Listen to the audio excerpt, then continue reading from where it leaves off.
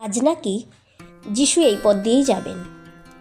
অনেক দিন ধরে লোকের মুখে ওনার নাম অনেক শুনেছি। আজ যখন তিনি এই পথ দিয়েই যাচ্ছেন, তখন তাকে দেখার খুব ইচ্ছে হচ্ছে। যাই, একটু তাকে দেখেই আসি। কিন্তু এ যে অনেক ভিড়, দেখব কি করে? আমি যে বেটে। কিন্তু আজ তাকে দেখার খুব আকাঙ্ক্ষা। কে এই যিশু? তাহলে আমি কি তাকে দেখতে পাবো না? ওই তো একটা সুকুমার গাছ আছে, আমি তাড়াতাড়ি ওই গাছটাতে উঠে পড়ি, তাহলে আমি ঠিক যিশুকে দেখতে পাবো। এ কি, হঠাৎ কে আমায় ডাকছে? সক্কেও, শীঘ্র নেমে এসো, আজ তোমার বাড়িতে আমি থাকবো।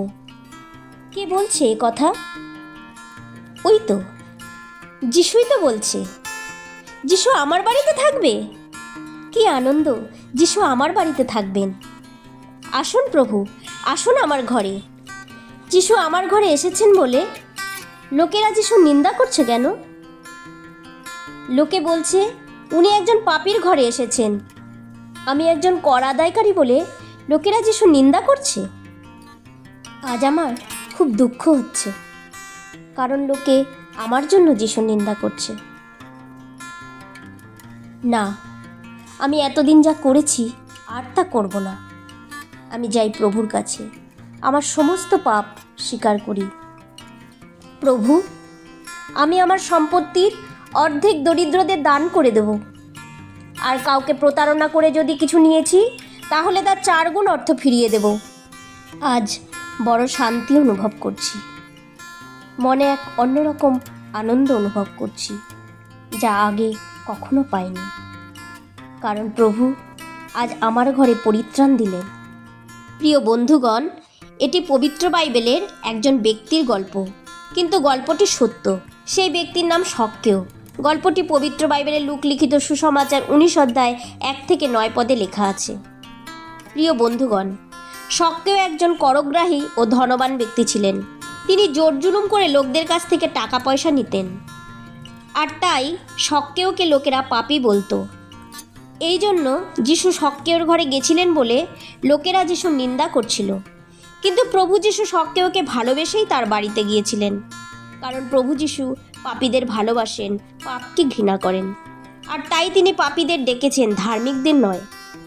লূক লিখিত সুসমাচার 5 অধ্যায় 32 পদে লেখা আছে, আমি ধার্মিক লোকদের নয়, কিন্তু পাপীদের আহ্বান করতে এসেছি, যেন তারা মন পরিবর্তন করে। হ্যাঁ প্রিয় বন্ধুগণ, সেদিন প্রভু যিশু সক্কেওকে ডেকেছিলেন তার ঘরে থাকবেন বলে।